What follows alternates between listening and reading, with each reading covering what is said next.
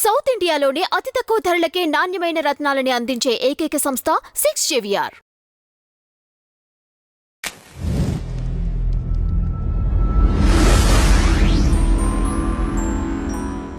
జనసేన పార్టీలో కీలక నేత, తిరుపతి ఇన్ఛార్జ్ కిరణ్ రాయల్ ఇతను నా జీవితాన్ని నాశనం చేశాడు అంటూ ఒక మహిళ బయటికి రావడం, మహిళ పేరు అక్కర్లేదులేండి. సో సంచలనం సృష్టించింది. ఈ 2-3 రోజులుగా మనం గట్టిగా వింటున్నాం. అండ్ అలాగే ఈవిడకి 1 ఎకరం భూమిని ఎరగా చూపించి పలు దఫాలుగా 1,33,00,000 32 లక్షలు కాజేయడం, అలాగే 300 గ్రాముల బంగారం కాజేయడం అండ్ శారీరకంగా వాడుకోవడం, మోసం చేశాడు అని గ్రహించిన ఈ అమ్మాయి ఇప్పుడు బయటకు వచ్చింది.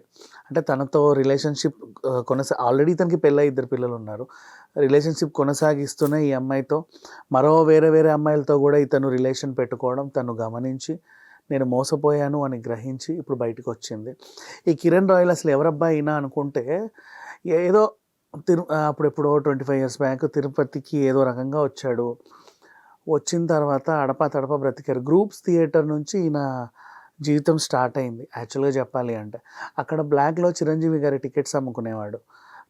బ్లాక్ టికెట్లు అమ్ముకొని తర్వాత చిరంజీవి గారి ఫ్యాన్ అని ఫ్యాన్స్ అసోసియేషన్ పెట్టి, తర్వాత రాష్ట్ర స్థాయిలోనూ ఫ్యాన్స్ అసోసియేషన్ మెంబర్గా కొనసాగారు కొన్ని రోజులు.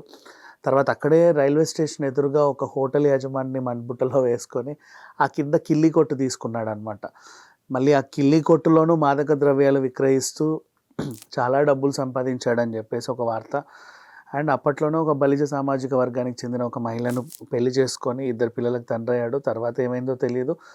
అండ్ నెక్స్ట్ తిరుపతి ఎమ్మెల్యేగా చిరంజీవి గారు గెలిచినప్పుడు ఈయన ఫ్యాన్స్ అసోసియేషన్ కొంచెం అధ్యక్షుడిగా ఉన్నప్పుడు, అంటే ఆ ఏరియాలోలే, మొత్తం కాదు,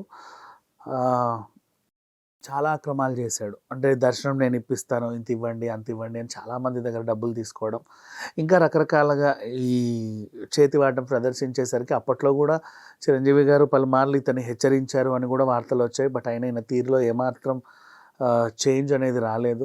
ఇప్పుడు జనసేనలో కీలక వ్యక్తి. అండ్ అప్పట్లో కూడా తిరుపతి ఇన్ఛార్జ్గా ఆరణిని వాళ్ళు పెట్టినప్పుడు గో బ్యాక్ ఆరణి అంటూ కూడా చాలా ఫ్లెక్సీలు అంటించాడు. సో మొత్తానికైతే జనసేనలో ఒక కీలక మెంబర్ లాగా కొనసాగుతూ ఉన్నాడు. మరి వాళ్ళు వీళ్ళని పెట్టుకున్నారో లేకపోతే ఈయనే నేను జనసేన అని తిరుగుతున్నాడో మనకు తెలియదు. కానీ మొత్తానికైతే ఇప్పుడు మా ప్రభుత్వం అధికారంలో ఉంది, చాలా నేను చెబితే ఏ పనులైనా జరిగిపోతాయంటూ మహిళల్ని, అలాగే చాలామందిని మోసాలు చేయడం, ఉద్యోగాలు పెట్టిస్తారని మోసాలు చేయడం, అండ్ ఇంకా చేయకూడనివన్నీ చేశాడు.